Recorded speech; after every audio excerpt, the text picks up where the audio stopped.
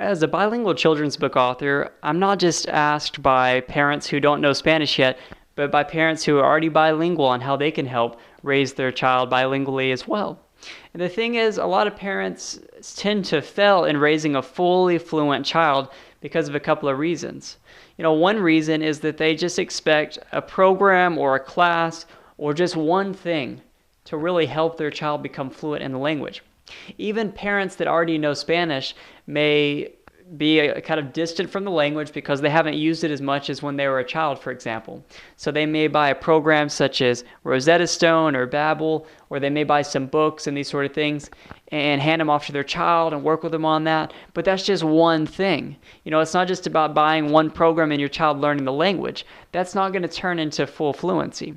So just keeping that in mind, you've got to develop a full bilingual action plan, not just buying one program. That's not going to work. A second thing that happens is that parents think that their child will learn a language just because they know it. This one is very difficult to see, but it's starting to happen much more now.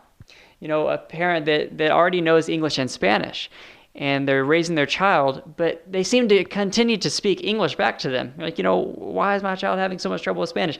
They hear it from their grandparents. I speak Spanish. What's going on? What tends to happen is that, of course, your child lives in an English-filled world. They watch TV in English. They learn to read in English. They go to school and learn everything in English. You and your family most likely speak English quite a bit. They're constantly consumed by that language, and that really is the more appropriate language, for example, in a lot of situations. So they tend to speak it a lot. And what may happen is that you speak it a little bit too much. If at the house you only speak to your child in Spanish, and you and your spouse, your whole family only speak in Spanish when they're in the house, it's going to maintain that language. It's going to help them learn.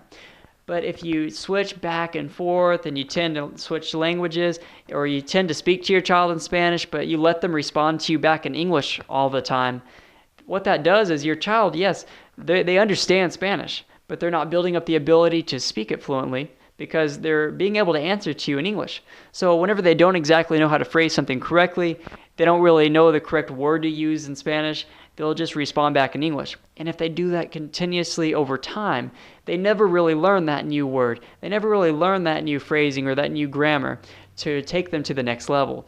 And then, of course, if you don't have your child reading books in Spanish, they're not going to gain new vocabulary. They're not going to gain a deeper understanding of the language itself. They're not going to be able to read and write to a very high level. So just keeping that in mind, that you need to develop a full plan. You need to strictly set aside when you should use each language. Doing these things are going to help you make sure you're very successful in raising a fully fluent bilingual child.